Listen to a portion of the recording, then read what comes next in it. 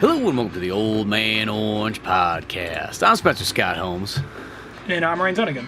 And we're going kind of back in time to the classic days of anime with the Fatal Fury, the motion picture. This was literally like one of the first ones I ever owned. It's like this and like Street Fighter 2, the animated movie, are like some of the only like actual, like not just taped off TV animes, but just full on ones I owned on like VHS. I actually didn't really, I knew of this movie, and I just would see, because, this goes back to, this is going to really date us, but this goes back to going to, like, a Suncoast or Tower Records and going to the anime section, and then this is one of those movies I always saw sitting on the shelf, but at that time, I never disliked Fatal Fury. I was just never into it like I was Street Fighter, or at the time, Tekken. But I will say, I always thought Terry Bogard was one of the best designed characters in any fighting game. It's kind of weird because I was just thinking about that while looking at Terry Bogard, and I was almost going like, I know it might sound sort of like blasphemy, but I almost think he might be the almost like the best designed fighting game character, literally, of all time. I know that seems like one of those ones, like, as a Street Fighter fan, you feel like you sounds kind of wrong to sort of say it, and don't get me wrong, I've always loved Fatal Fury as well, too, but, it's almost like the way he is he's so unique, and so it's not like, because like in art and fighting, they got that guy, Rio. So it's like, and he's wearing a gi, and he's throwing Hadokens and doing Shoryukens. It's like, you almost feel like, boy, that character's cool too, but like, it is like, he's pretty much a Ryu ripoff right there. I mean, shit, his name's practically, he's just one letter different. And Kaio seems kind of like it seems like you kind of messed up when, like, trying to select Terry. You push the wrong button and his colors change, and he just got a haircut, Yeah, he kind of like that, too. Even though that character always is really cool, too. I do like Kaio and everything like that. And that's the thing is, like, SNK always has had some, pretty sweet characters. Even if, they kind of start off and it's like, hey, it seems sort of like, it's, kind of like a Street Fighter knockoff. Not saying that's a bad thing, but it's like, I feel like they kind of, like, really, like, stretched the genre in different ways, and added a lot of things that kind of translated later into, every other fighting game and so on. I mean, shit, you always look at, like, Mai and I go, like, Mai really is, like, the proto, like, Dead or Alive character. I mean, it makes sense why she's in Dead or Alive nowadays, too. Yeah. Well, at the same time, though, I think that's even also them just, like, looking at Chun-Li and just like, you know what? I think we got a way we can fix this. You don't need to fix it. No, we're gonna fucking fix it. And I was like, hey, wait, whoa, Chun-Li doesn't need any fixing. While our 12-year-old cast says differently. Yeah. I think they're just ahead of the curve on that. They're just like, you know what? Yeah, like Street Fighter came out. It changed video games and the landscape for all that. And like, all right, what can we do a little different? Let's fuse Ryu and Ken into one guy, give him a baseball cap. Let's actually, you can kind of see sort of what they did there. But Mai is like the big takeaway of like, okay, what if we actually started adding sex appeal to the characters? Like, really go out of our way for it. Like, really, they weren't kidding when they said really go out of their way for it. Damn. I mean, I always knew that that's kind of what she was, I mean, not the only reason she's there for, but I mean, I knew that was always like, she was the sexy character of the game. Mm-hmm. But watching this movie, I'm like, oh, wow, they were not pulling any punches whatsoever. They're full on letting you know, yep, this is who it's made for. Yeah, exactly. No. Well, it's just like, it's just ultimate 90s and so on. And just like, that's the thing, too, is also when you think about just everything in this movie, is like the animation in this movie, it's like, because I probably haven't watched this, in, maybe like 15 years or something like that. It would have been kind of like late in the high school. It would have been probably the last time I kind of really remember watching it. Maybe sometime a little bit later, but it had been sort of a while.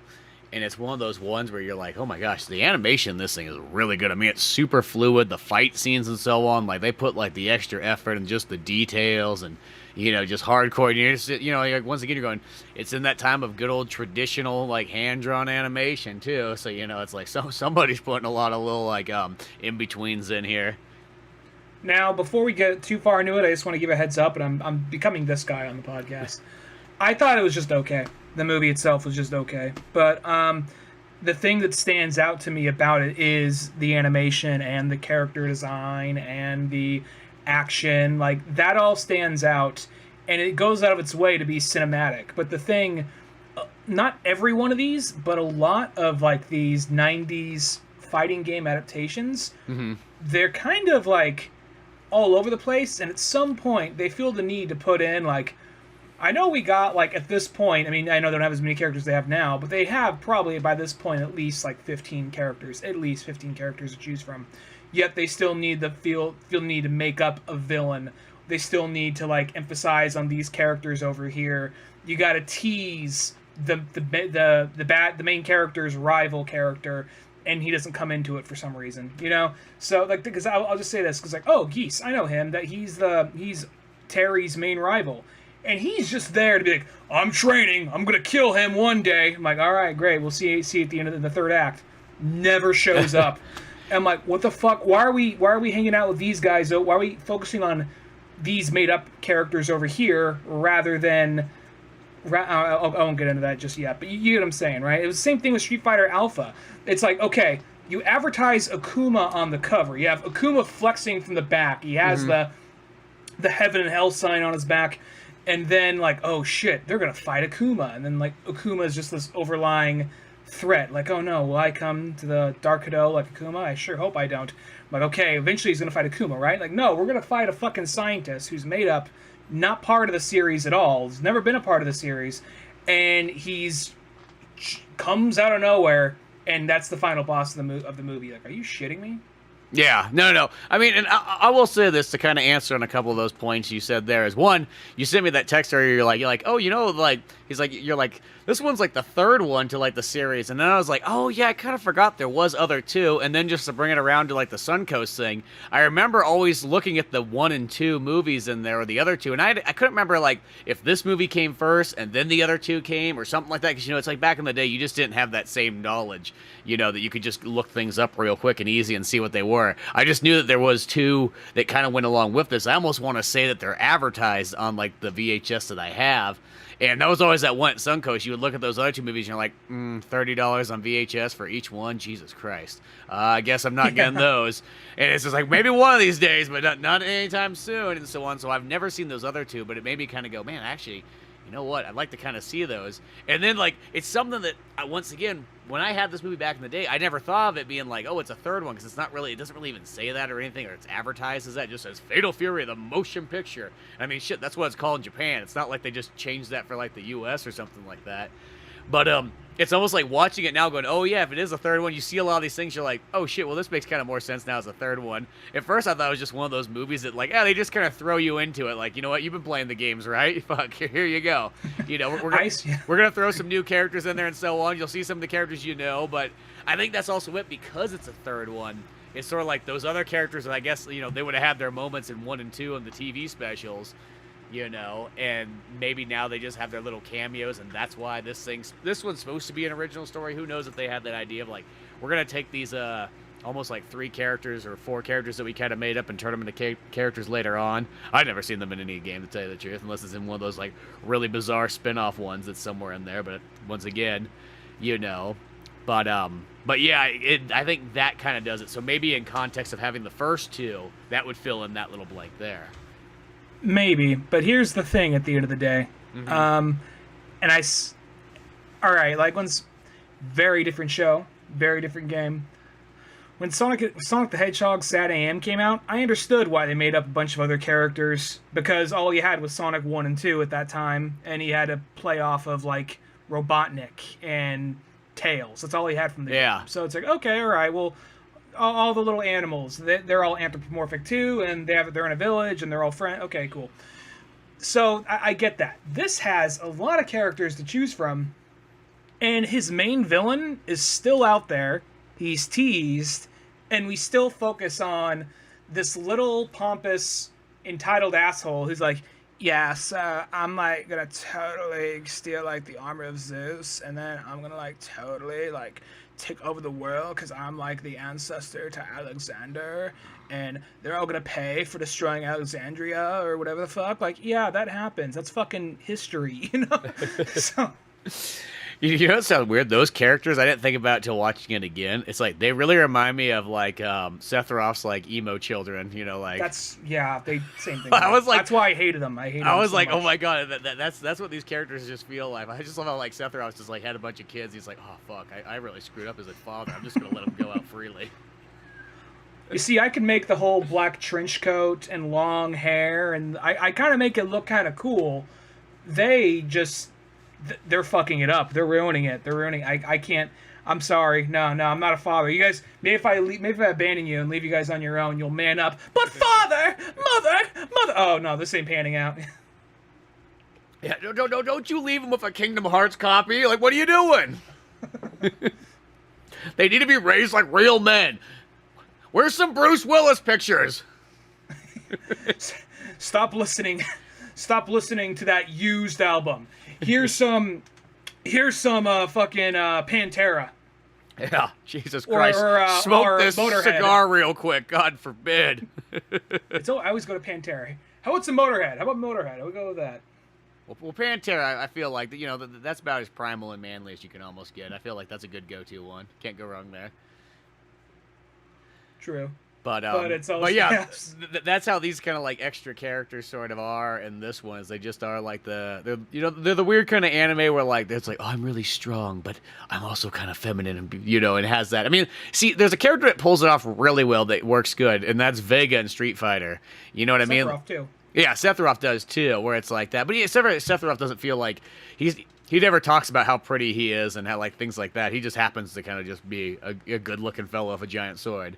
Well, there is sometimes the like feminine character. Because I'm not gonna lie, since we did the Evangelion movies, I've just been watching a lot more anime than what I used to. I'm getting kind of experimental, and sometimes I'm just like, oh, here comes the feminine villain who's like, oh, that character can get very annoying, but sometimes that character can be done right, and there could be more to him. Not the case in this movie, though. No. In this one, you just kind of get, a bunch of weirdos, and so, I mean, it is that one where it's like, because you got this, chick that comes up running to fucking, she needs Terry Bogard to pretty much save the day, and I love how Terry Bogart's kind of introduced, like, they're all supposed to be at, like, Joe's, like, fucking, he's got, like, a match going on, then he's got, like, an after party and so on, and, like, even his own brother Andy's like, or doesn't even know that Terry's coming to town, and just like, yeah, Terry's supposed to be here at some point. He got kind of lost along the way, and I like how he just like Ryu hobos his way in, and he's just like finds himself in an arcade. That's what I like about Terry, because he's kind of like if there is something, I'm not saying this movie totally sucks, because it doesn't. There are good things about it.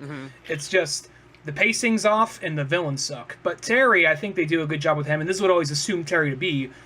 He's the guy who's like, he's total skater bro. He totally likes, playing video games and working out. Those are his two favorite things. You see him in a little Japanese arcade playing some kid and letting the kid play after him.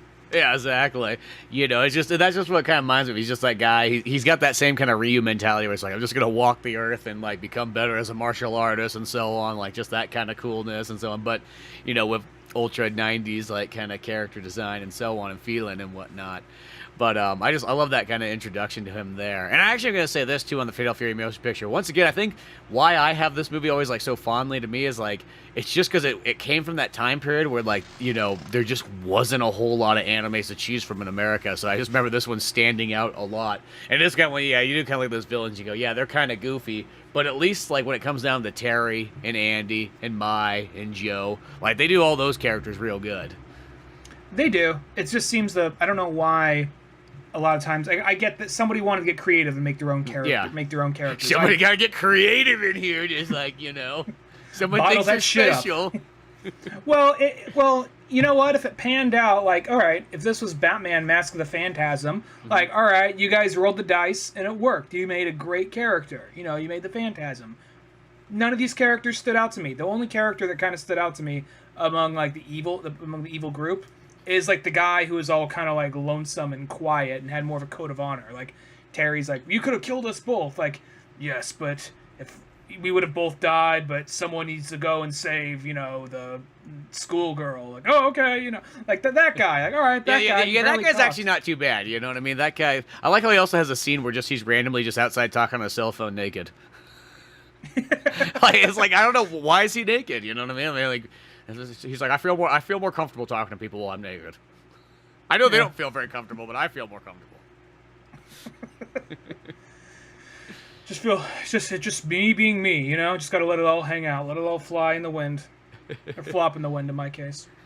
just one of those like Japanese like anime scenes where like fucking hair fly in the wind, but it's just the guy's penis, just like. Rose As it- petals go by is a J-pop song plays. Yeah, exactly. But but yeah, it's like, I mean, other than that though, it does have, its cool kind of moments in here and so on. And as I said before, it's just kind of like the animation's like really fucking dialed in though. I mean, like that's where they almost put their money into in this one, is they're like, hey, you know what? We got the motion picture. It does make me kind of wonder if in Japan, if it was like they made it out, because I know the other two are like TV specials, but they're like, did they go the full distance and be like, you know what? No, this one's coming to see, the big screen everywhere. Get ready for some fucking Fatal Fury.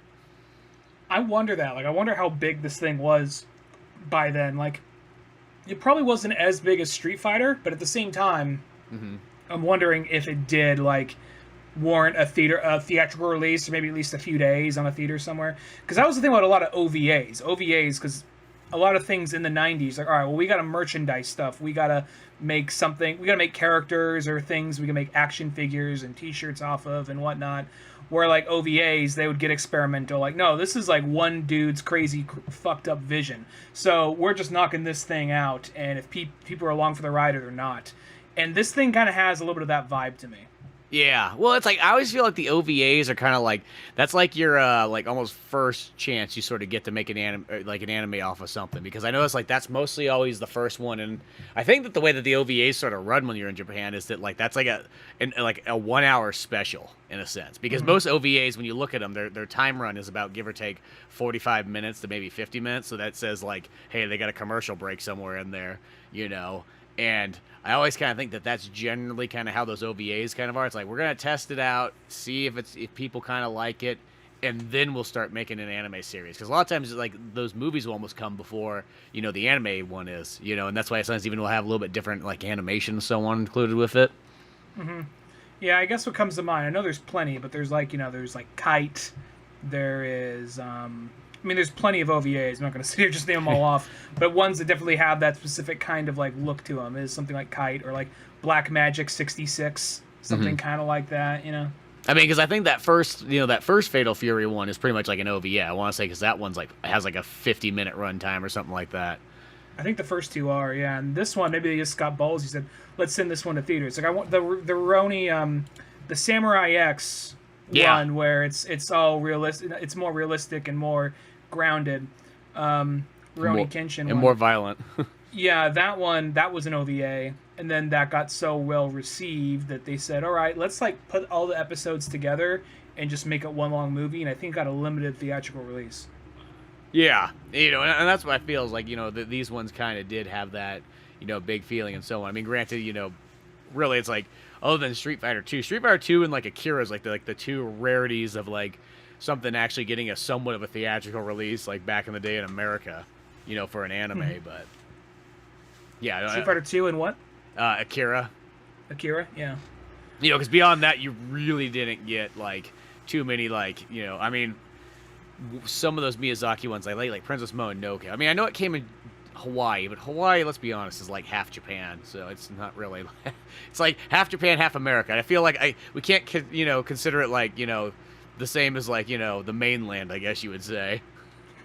Well, it's also like there are those situations where, because like not too far from me, back when I lived not now, but back when I lived in San Francisco, there was one of those small little theaters that they would have like, okay, here is a big movie we're playing for like the week, and then here is a couple of different art movies, and maybe there'd be a weird genre movie that wouldn't get a wide release, something like Mandy or Color of Space, and I just both named off Nick Cage movies, or sometimes like a weird anime movie. I didn't see it because I didn't like the show, but Sword Art Online, the movie, played at that theater for like 2 days. So it was one of those things, and I was like, oh, there's an anime movie coming to theaters. I haven't seen an anime movie in theaters probably since Pokemon, so let me see, or actually Dragon Ball by that point. But then I was like, let me get a little bit of that on this show. I know it's on Netflix. I'm like, oh, this show sucks. I'm not gonna go see that movie. Fuck that. But yeah. But that was enough to make me check it out for a minute. Yeah, so Go it's back like, to this, though. so like, yeah, rarely can you find those things. Even to this day and age, it's funny how it's still kind of tough. You still have to really sort of go out of your way to kind of find them. And I don't know. I just that's probably just how it's always going to be. I think it won't really necessarily change, because by the time it like ever would, the theaters won't exist or something. You know what I mean? It's gonna be that far into the future, you know. Yeah, But this one, I you know, guess it's going kind back of to the weird this. thing in the like Fatal Fury. I think it's kind of interesting too. Is like they're kind of globe trotting that they're going on. Is in a lot of Middle East areas like that, which just feels like one of those ones you're like, huh, that's actually kind of interesting. You don't just see a normal, just like martial arts movie, just kind of like, hey, we're going to Baghdad for a bit. You know what I mean? It doesn't really utilize. It doesn't really utilize it other than a couple of like temples, but yeah. They're just kind of like, if you told me, oh, they're in Baghdad, really? I can't fucking tell, But it's one of those things where I think that is a good excuse for them to go around because they're trying to get these armor pieces and beat this group of guys. This, I guess, is he supposed to be he's some made up warrior, or is he like the ancestor to Alexander the Great or some shit like that? Yeah, he's tied into some bit of like kind of like Greek mythology of some kind and whatnot, and they have the kind of the backstory because the one girl that has to go find Terry for help and whatnot. It's like her brother and whatnot's dad was an archaeologist, and they discovered this old ancient armor from like Mars or some shit like that. Maybe I mean Mars as in God of War. Ares. Yeah, like when you have that weird like, okay, in Rome they call him this, but in Greece they call him that. Yeah. Feel like God, we're right across from each other, but we don't share any of the same fucking names. We have the same fucking stories. Yeah, not the same fucking names though. It's either you're reading about Odysseus or it's Ulysses. You know what I mean?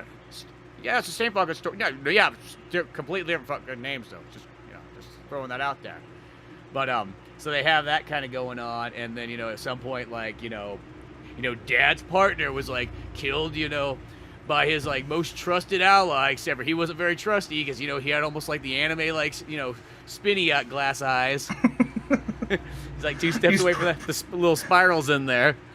Probably looking at like schoolgirl porn or something the minute they walked in on, because he was on a computer or something, I think, right? Like, oh fuck, that's the real reason he turned on with the gun. Like, no one could know. Yeah, exactly. So he's trying to steal all that kind of stuff, and then he tries to kill the brother there and whatnot, and he ends up surviving it because he puts on like the armor, like the little gauntlet thing and so on that kind of gives him superpowers. And then from that point on, he's like, I love power. I love avenging Dad. I need more power, and I need to get kind of feminine. Yeah, the more pieces of armor he got, the more he got like, I will show them all, and just like, I'm pretty sure that girl, if it wasn't for the armor, that girl probably could have kicked that guy's ass.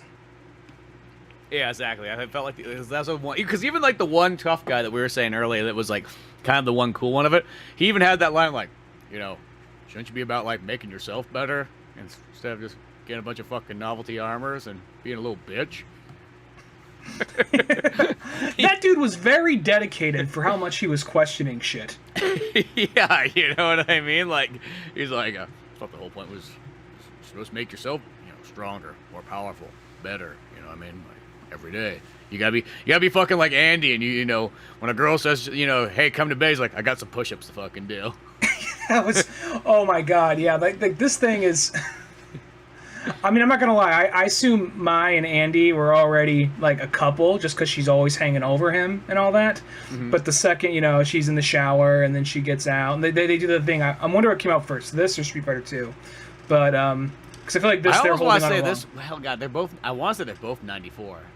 Really? Okay, yeah. Could be. Yeah. But that's the thing is, I felt like because doesn't the Tekken movie even have that like the shower? It felt like they like yeah. That's like the 90s thing. Is you got to have that. I mean, shit. That was the thing also when like Parasite Eve, and then even like the mysterious Tomb Raider like rumors and all that kind of stuff. Yeah. That's what 90s people chased after showers for some reason. Yeah. But there's the whole thing with there's that whole part, and then she gets into bed like, oh, I just got some room in the bed right here. I'm a pretty sound sleeper, so you don't got it. Then all of a sudden he's just like, push-ups, don't care, no time for pussy, just push-ups, push the pussy away with push-ups. And it's just like one of those things like, oh, I'm just realizing what this whole thing is, and like Mai is just fucking thirsty throughout this whole damn thing. Yeah, it's just like Andy's. He's just like the very serious brother. It's like one of those ones like he's not like Terry, who's kind of just out there who doesn't have a job, sleeps on couches. I mean, Andy feels like the one who's like, well, I got a little bit together. I went to college, went to martial arts college. I got a couple small businesses kind of running in the background. I make sure, kind of he's got it sort of together where his brother's just, just be like, hey, you got a Sega Genesis? Oh, that's pretty cool. Come over for the night. I mean, let's be honest, like, Terry's almost like the Sonic the Hedgehog type character. He kind of is. He pretty much is. I can see him just like, I can see him munching on chili dogs. Yeah. Even the shoes, sort of, yeah. Yeah, I'd just be like, sir, who's paying for this? Not me. Hey, that Fox boy over there, he's got you covered. Sonic, I don't got any money. Yep, I guess you're washing dishes then.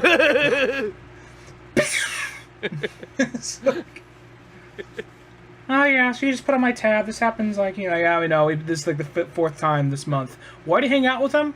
He's my idol, I guess. I don't know. I want to be cool.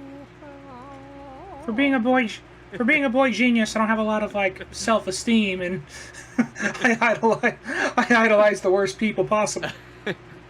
I feel like that's the only difference is Terry Bogard doesn't have anybody to sort of like bully around like Sonic does.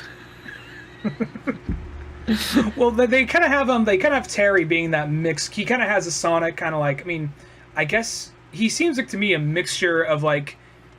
I mean, visually, Ken obviously. But then the whole Ryu wandering thing, been love with that 90s kind of like skater, kind of like, oh man, I love the arcade. There's always time for a good battle. It sharpens your mind. Kind of the way, like, twisting it around to his benefit, like why he's playing it, Yeah. Where, And then there's like that kid who's like, you're not very good at this, are you? It's like, hey, shut the fuck up, kid.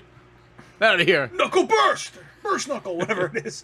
Yeah, take my fucking bag with me. You can't look at it. And then there's also Joe, who's kind of like, he's kind of more your funny, loudmouth character.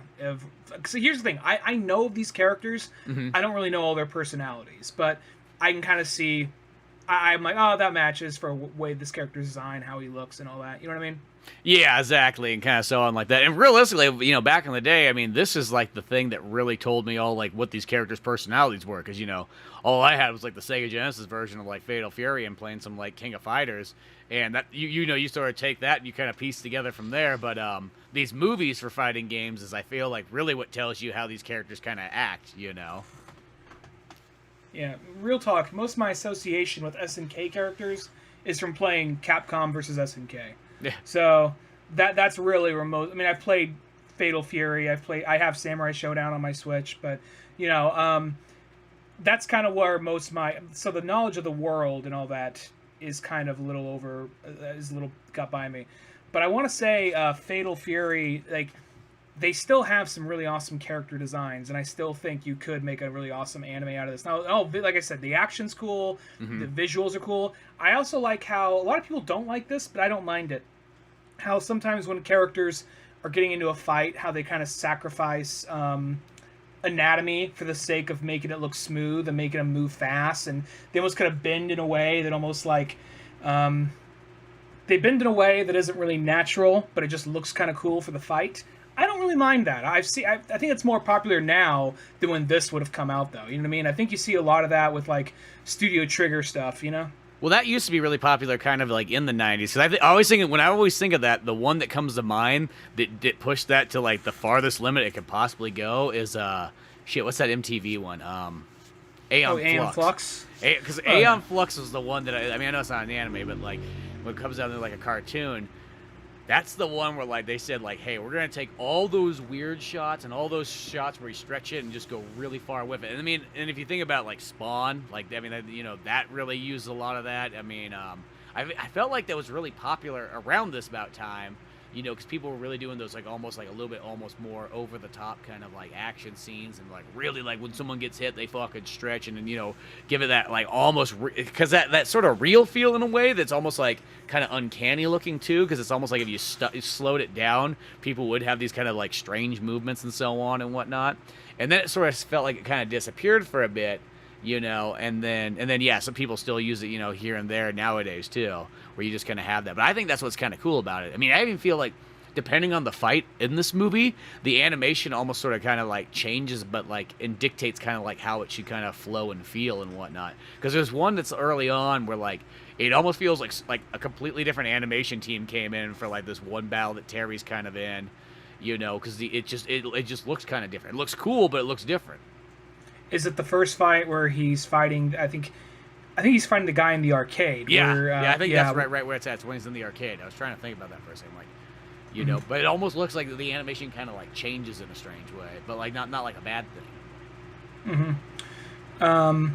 But that also kind of leads up. I know we've been talking more just this movie in general and just things around the time, but I guess moving like chronologically through the movie, because you really sum this movie up really in 10 minutes just by talking. They go here, they fight this guy, they do that. But there's a little boy that's mad that his father died, so he's grabbing armor from around the world to become really powerful, and he's a bitch. Yeah, he's a bitch. 4 people who aren't bitches go against him, and they win, so. Exactly.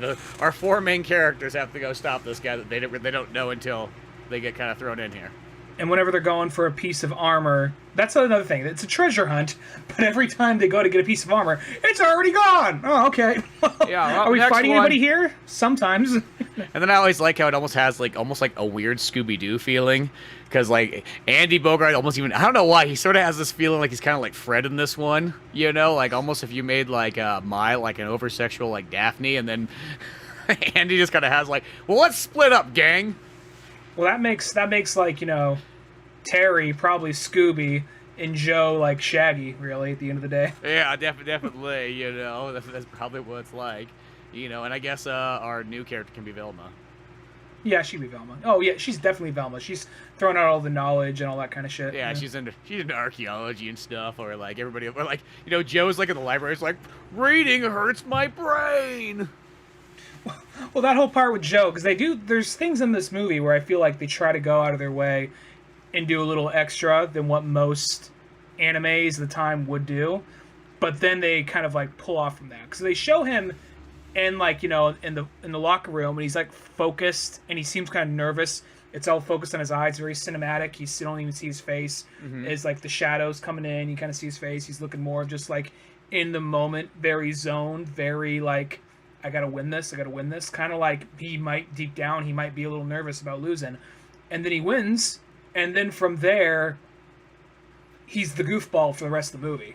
So it's like we kind of got this little bit of this moment. There is something more going on deeper in his head. But then the rest of it, he's like, reading is for dorks, And then like, yeah, money pays for pussy. Don't you know, Terry? Hey, Terry, don't be such a dick. There's a lady right here. It's like, dude, you're the guy saying this, and then you're backpedaling on your own words. There's one thing I thought was kind of funny is like, because the girl Soya or whatever her name is, because she is basically exposition machine. Yeah, and she's just to push to get these guys all involved in a story that they really didn't have anything to do with. They're kind of like, well, we were gonna go fight geese. Oh, we're going this way. We're going okay. I'm going to detour. Right. And Joe's just kind of like, dude, Terry's gonna get laid tonight. We gotta help him out, man. Yeah, dude, isn't she like 16? Like, dude, Terry's gonna get. It's Japan! It's Japan! Yeah, but Terry's American. Yeah, but he's in Japan! It's Japan! That whole part where she's like, I must heal you, and she strips down to her underwear and gets on top of him, and then it's basically like, that's all meant to be like, oh my god, I wish after some big battle some girl would do that to me next time I play Fatal Fury and I get my ass kicked and I'm staggering down the streets at 2 a.m, maybe something. Like, no, you're gonna get fucking like raped by a homeless guy. That's what's gonna happen. You're just gonna have a homeless dog pile on top of you. At least it's some type of love. It's like a dog pile they do like in the Scott Pilgrim game. Just one guy after another. But you don't push A fast enough. Yeah. Yeah, they just keep piling on top of him and everything. But yeah, exactly. I mean, like, I guess it's like there's like that weird logical thing. It's like, well, I guess she has, at first I guess she's just touching with the hand. It's like a Rogue kind of like philosophy. If Rogue really wanted to suck a lot of power, Rogue from X-Men that is, wanted to suck a lot of power from somebody, I guess this almost feels like Rogue was written as like a Japanese anime character. She could get naked and just grab people and. Yeah, I still brutally murder them. See, that's the thing. Rogue could be like the most scariest villain if she was turned into like one of those like almost like some kind of like demon kind of like princess type character.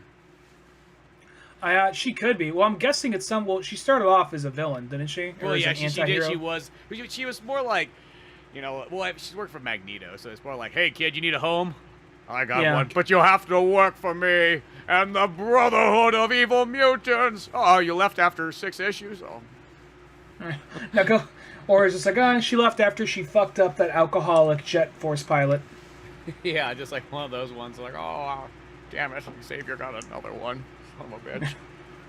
I do all the fucking work, and this asshole. Man, this asshole can't even fucking walk. He just rolls right in, literally. Every single time I see them put up a new fucking wheelchair ramp, I get so pissed. I crunch it. Let's see that bald fuck go to Denny's now. He's got a fucking telepath or fuck shit. What's Jean Grey's powers again? God, I just drew a blank. Fuck, she's picking him up right now and bringing him in there. He's levitating him in. God fucking damn it. That's what he does to me. I fucking forget what the fuck the names of the shit is. That's God fucking damn it. Like, God, I've never seen Eric this fucking pissed off and so short fused.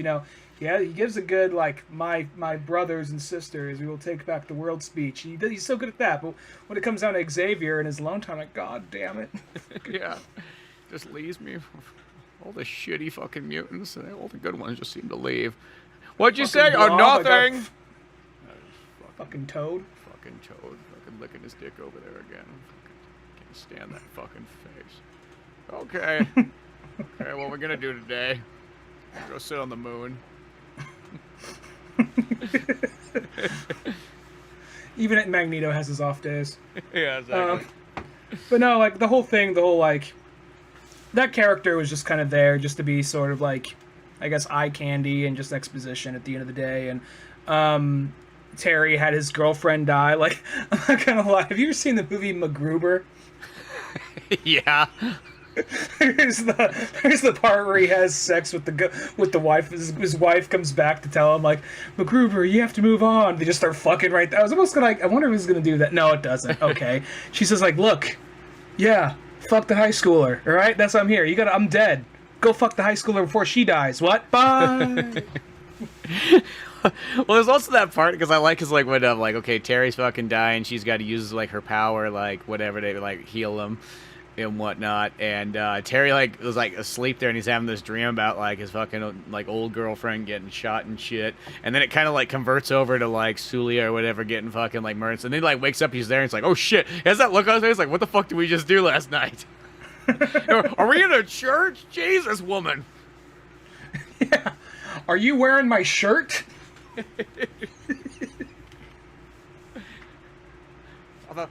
Damn it, that shirt was given to me by my ex-girlfriend. You can't be touching that. Well, here's a question. I don't remember where they were at that point, but were they in a Christian or Catholic church in Baghdad? No, they were in Germany at that point. Oh, okay. Because I want to say that Mai and Andy went to Baghdad, which seems like, Mai and Baghdad. Okay. Yeah, that's what I mean. They really could have wrote some different material in there all of a sudden. You could have had a couple of funny jokes just being like her just walking around and all these people are like, "Whoa!" Or the nightclub thing. The nightclub scene, she's in one outfit. I'm like, okay, we're here on a sting mission. Like, all right, Mai, but don't forget, we're here to work. You're not fun. Like, where the fuck she go? So then she's up on a stage, suddenly in a different outfit entirely. Well, and then she even puts on like that like Nakaruru outfit from Samurai Showdown when she's in there. Like all of a sudden, she turns around and she's just dressed like that. And so and then she's up there on stage, and there's like that DJ guy who's like, okay, we got Mai up there on stage. Oh yeah. Like, Mai, we gotta get back to actually, trying to save the world. The fuck you! I just drops me. You're like, all right. I know they definitely do give like they give Mai like the kind of weird thing. It's like, okay, here's this chick who's actually really talented at martial arts, but then she's almost got this like goofy Valley Girl like thing going on almost. Now, it doesn't sound like a Valley Girl, but just that kind of thing. Like Andy, I just want to party and have a good time, and I want you to love me and care for me and do all these kind of things. But like, yo. Why don't you protect me for a bit? I mean, I know. Shit. How about I go to bed and you do push-ups? Yeah, exactly. Or you go outside and punch the fucking tree. I was out there slapping it for 3 hours. Well, it's also one of those things. I do love how, like, I have to say this though, how Andy's out there, like, cause he loses at one match and whatnot. And it's like she's so pissed, so he's out there fucking slapping this tree, like, over and over and over, like. And then, like, as, like, he comes back to save the day when, like, Mai and the other chick are, like, you know, having, a conversation and whatnot, and this other dude comes by. He literally comes up and, like, bitch slaps that guy, like, hard. It gives it, like, the old anime, like, flash. So he'd be like, hey, I was just practicing slapping this redwood over here, and now I'm coming over to slap you.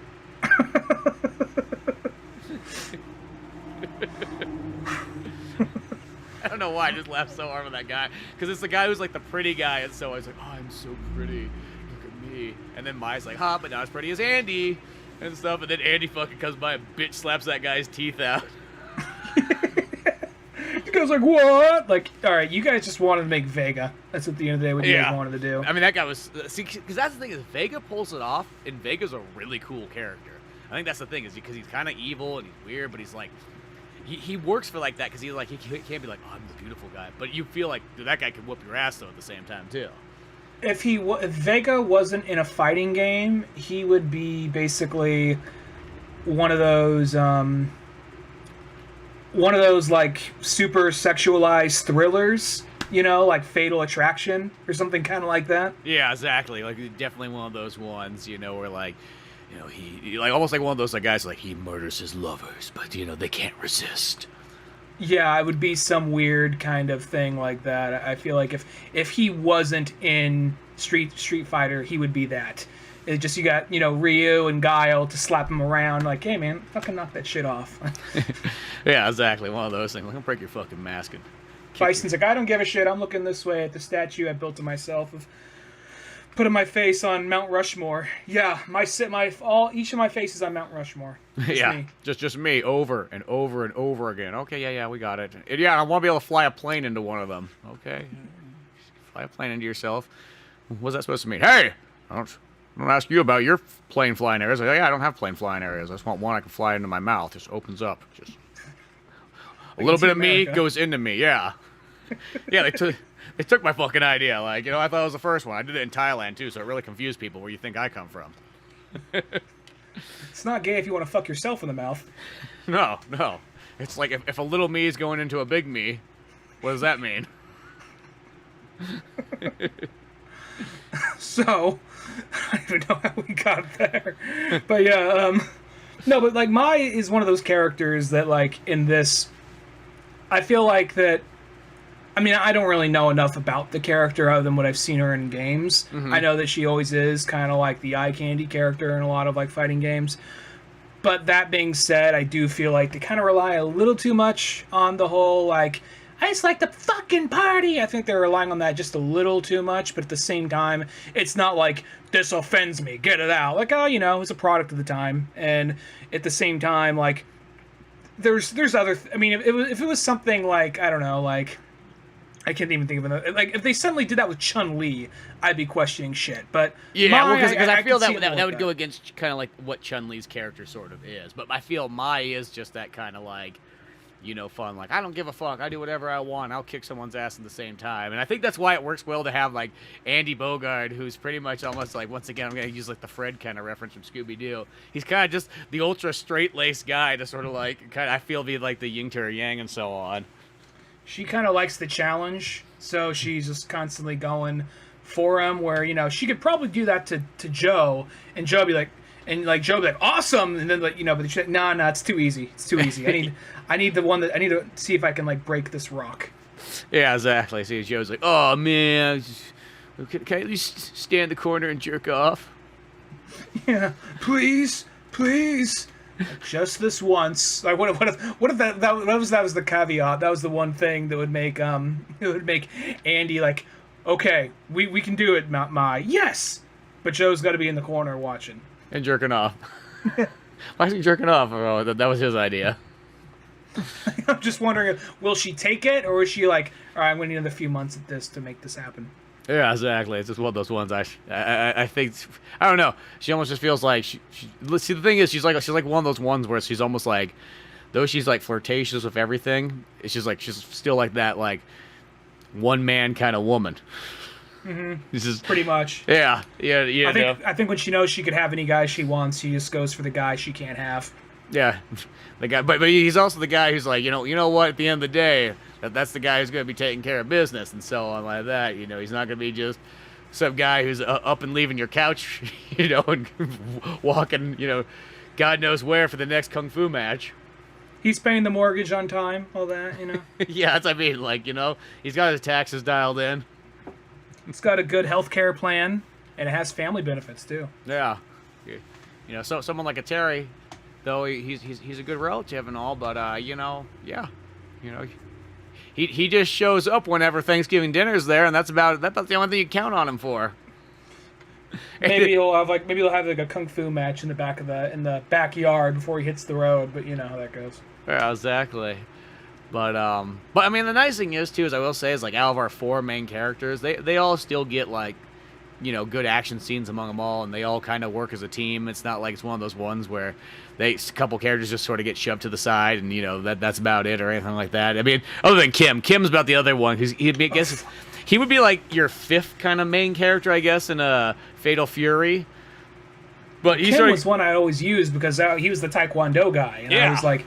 And I love Taekwondo. Well, I mean, I did Taekwondo for 10 years, so... And I think that's the first character to ever do Taekwondo, like, in the popular martial arts, kind of games. Because he's before Hurang and so on. Yeah, so I was like, oh, cool, he's in this, awesome. Like, then he just kill him off. He's not killed off, but he's out of it for a little while. I'm like, all right, whatever. I like because it's like he's like, all of a sudden, they're like, oh, shit, you have a family? He's like, yeah, I got a couple kids. Like, well, what's wrong with this one? Is he, like, retarded or something? He's like, oh, no, he's just shy. Oh! Fucking weird kid. Just fucking staring at me this whole time. Yeah, what's his problem? Oh, he's gonna fucking stab me with a knife. And then I like that scene too, where Kim has to I can't remember who the fuck he's fighting, but he's fighting like the is he fighting the guy with the lipstick and everything? Well, he's a character that I forget his name. He's a character that's in the game, but he more or less got the equivalent of like Psycho controlled from like Street Fighter. Oh, that's right. That's where he's fighting fucking shit. It's like a fat Chinese dude. I think I forgot his name, but I know I've seen that character in the game, and he basically, yeah, totally dry. I know I could kind of picture, but I can't think of the name. But I love that like he's fighting, he's getting like his ass whooped and so on, and Joe's like, man, we should step in and help out and so on. And I can't remember if it's Andy or Terry's like, no, he's got to do this on his own. It's like he's got a family, you know what I mean? Like, he can't be coming home a bitch. You know what I mean? It's like he's better off dying right in front of them instead of instead of having somebody come in and help him out. Those kids are going to turn on him. Those kids are going to start... If he gives up right here, those kids are going to start fucking their mom. That's all there is to it. Exactly. I'm the man of the house now, Dad. He's literally going to be living in the doghouse from this point on.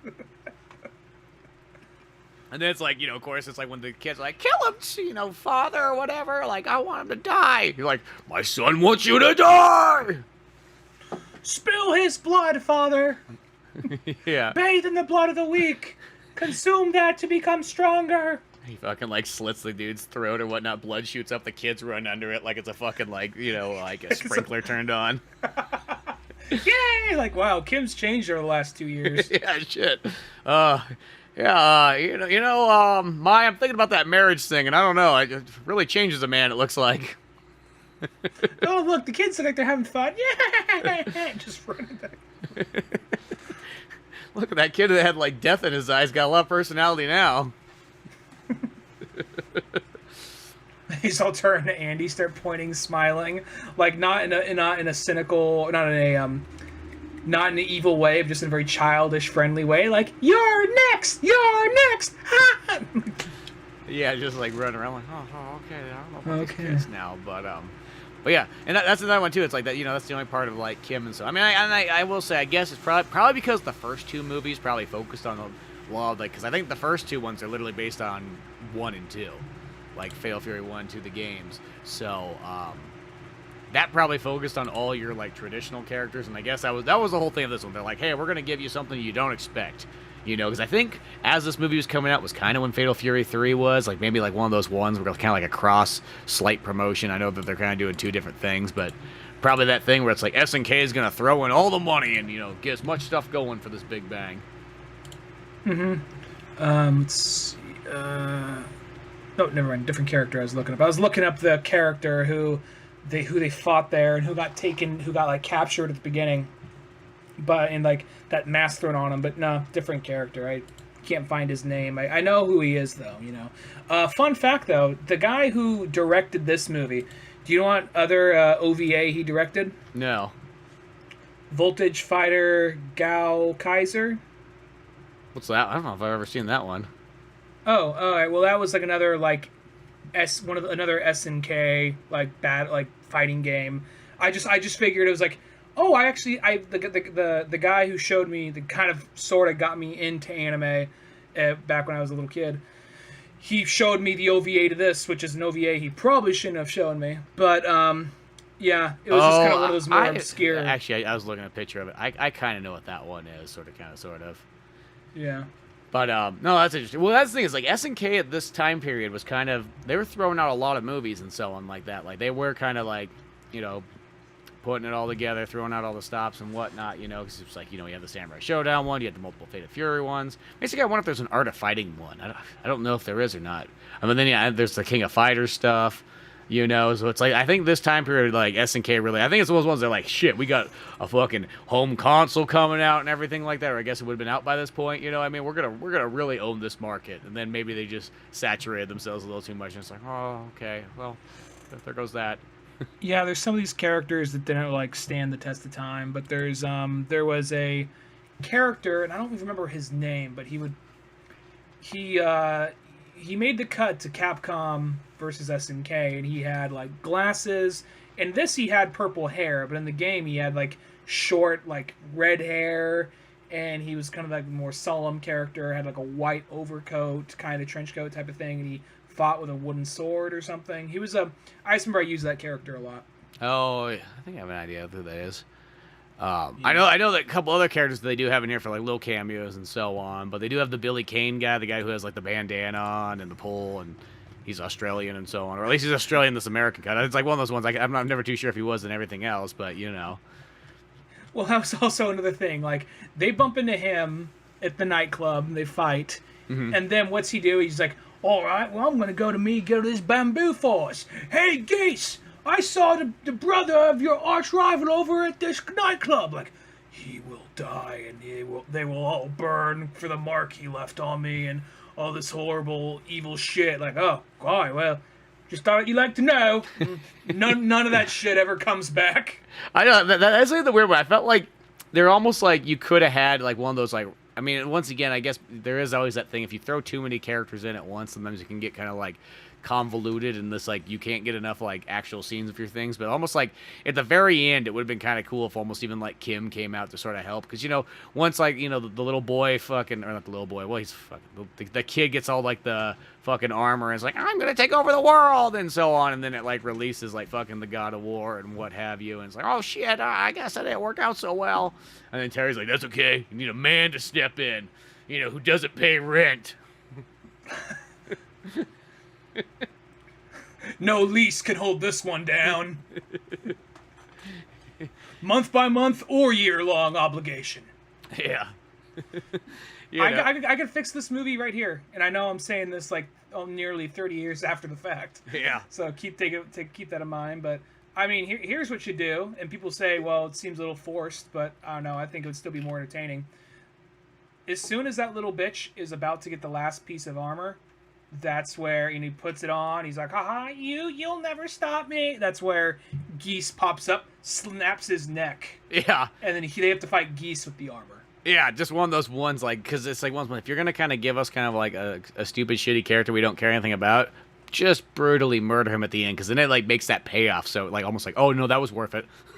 They did kill him off. He burnt to nothing, but still, it was like one of those things. Like he needed worse than that. No, he needed somebody more badass to like kill him. I think that was the thing. He just needed like that, and then have Geese sort of almost like absorb the fucking like God of War, just so it makes him seem like he's even more intense and strong. I don't know. That'd be kind of cool. Yeah, and maybe even Geese is the one who killed the girl instead of like taking the shot or whatever. You know what I mean? Yeah. So something to that effect, like. I know we're totally rewriting the ending, but I feel like you tease Geese And that's all you see him for. Maybe they're planning for another movie that never happened. I don't know. But at the same time, it's like, when you I know it's a different game, but when you play Street Fighter and if you like do perfect and then you finally go, you're about to fight Akuma, you're about to fight Bison. Akuma comes in, kills Bison, and now you're fighting off against Akuma. I think you could have done something like that with this. He gets all the shit, and then like maybe he throws a few little fire blasts, and then Geese comes in like, this is child's play. Why is this little bitch causing you guys so much trouble? Snaps his neck and move forward from there. Yeah, no, I do think, because that'd be that one where, like, in a sense, that would still give you a bit of a twist anyways for certain people that wouldn't see that coming, and then that gives you just a perfect badass fight towards the end, and in a sense, too, because I will say, it is kind of a little bit bizarre that you got a Fatal Fury movie, and what's he doing? He's fighting, like, Greek mythology. Like, well, that's kind of, it's like, I always feel like that's always like, if this was Wonder Woman, you're fine with that, you know what I mean? But it's kind of strange when it's like, if we're gonna have a martial arts thing, I know that they got powers and so on. Not saying it's totally out of the question to have any of that kind of stuff, but like, you know what I mean? Like, it is sort of like, well, maybe he does just need, a real Fatal Fury character to fight, or something, maybe something special or different. Yeah, that's how I felt, and overall, like, I didn't hate the movie. I thought the movie was just kind of like I said, like, I love the look of it. I just something about this look. It just fills me with nostalgia. So there's that, and then there's also, and even though this came out in '94, I mean, we all saw this probably like closer to like '99 or 2000. So that's what it kind of I think I got this VHS in like '99. I want to say is when I had it, because I got that, and I remember because I got like Street Fighter 2 like right before that too. It was like the only, like, other than like a Pokemon one and like a Dragon Ball one, this was like all like I sort of had as like the actual own VHS movies I had of anime stuff. Yeah, so that look and the animation, the character design, all that stuff's fun. The action's even pretty cool.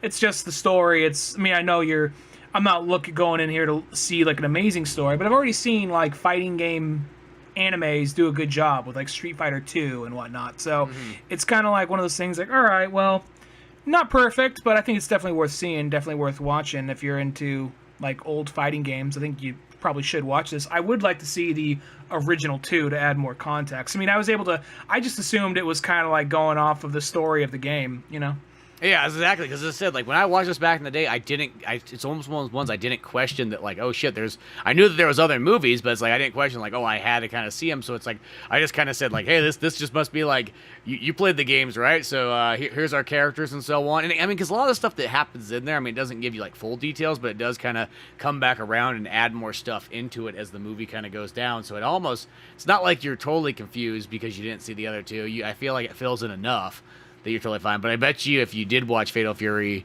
the 1 and 2, it would add way more to it. Yeah, I feel the same way. But I'm glad we covered this. I've been watching so much anime over the last month and change, because we did all the Evangelion movies. Mm-hmm. Out of curiosity, I wanted to check out the show on Hulu called Decadence, which is really cool. Mm-hmm. And then I just watched on Octorok Talk. I just watched all of like Dr. Stone, both seasons. So now I'm just like, gee. Then I had to like, oh shit, I got another one I gotta watch today for this. So now I'm just like, oh yeah. So full spectrum of anime right there. Yeah, exactly. Well, this is one of those ones that literally I've been wanting to do on the podcast for like hundreds of episodes. I know I've had like the VHS sitting out looking at me just so it'd kind of remind me here and there. So I was kind of glad we finally got to it. But yeah, you can check out Fatal Fury, the motion picture. It's up on Amazon Prime at the moment. Easy way to kind of check it out. Though it only has the dub version, but I will say the dub's actually pretty good on this one. Like, I feel like the dub. Well, first off, the voice they give the main villain makes you hate him that much more, which is probably pretty useful. But all the other characters sound fitting. Joe sounds good, Terry sounds good, Mai sounds pretty good. So yeah, I think it all works. Yeah, I mean, for all in all, it's like one of those ones. I definitely say it's one of the better kind of dubs I see on stuff, because most of the time nowadays I feel like it's like, oh, gotta go full Japanese. Like, shit, like, you can watch Sonic X, like, a Japanese on fucking Hulu, and that makes a world of a difference on that show. I don't know what it is. It's like something about it. Like, check that out. I don't know. It's just like, sometimes it's like, because all it takes is just a couple funky characters. And it's not that I didn't like Sonic X back in the day when I watched it as a kid, but like, or a teenager, I guess. Back in the day when 15 years old and you're like, playing Motley Crue and watching fucking Sonic X. But it's one of those ones. Like I was watching the first couple episodes on there, I was just watching the Japanese version. I'm like, dude, this. I mean, because I remember renting it like on DVD like 8 years ago. I'm like, I haven't watched Sonic X in a long time. I'll fucking rent it off Netflix or something like that. And I was like, the dubbing's kind of, I don't know, kind of kiddish and so on. And then you watch the Japanese version, like, I mean, it's still, it's still a 10-year-old kind of like, or like target audience show, but like, I don't know what it is. Sometimes, maybe it's that thing that like you just don't notice really. Like, if it's like in another language, you just can't notice if somebody just has a really annoying voice or something like that. It's like it's kind of like covered up. But yeah, I was actually kind of digging it, like watching it like this. And I also like how it's like I kind of forgot, like I remember there being the kid there, but I forgot about the grandpa, so it gives it like this weird like proto like Rick and Morty with Sonic the Hedgehog kind of feel. Oh, I've only seen like random episodes of it. Because I forgot, because it's like the kid has this like, it's like there's the the kid that pulls Sonic out and like like I have to be the Avatar character. It's like, oh, whatever. But then there's like, oh, and here's my crazy scientist grandpa. Oh, like a talking hedgehog. What? Like yeah, like one of those ones. And then it's like, oh, there's one named Tails. He's in the inventions too. Come on, young buck, let's go out and we'll invent something together. Now I like how I remember this. I remember that the whole thing with the Avatar character, his mom was like the world's most popular and famous actress. So he was this kid with like millions of dollars at his disposal. Like, okay, got Sonic, Tails, Knuckles, let's go to Africa today. Yeah, I felt like, yeah, it's like, well, Sonic needs to have, if a kid's gonna be there, a kid's gotta be fucking rich, because let's be honest, Sonic doesn't have a fucking job. So it's one of those ones, he needs somebody that he could really mooch off of. Yeah, that sounds about right. But I think that was the thing, is it makes that kid kind of a little bit more tolerable. I mean, he's still kind of an annoying little rich kid that, follows, everybody around, but like, I don't know what it is, like just the Japanese version of that was like, oh, that's pretty fucking good like this. I don't know, I'm pretty digging this.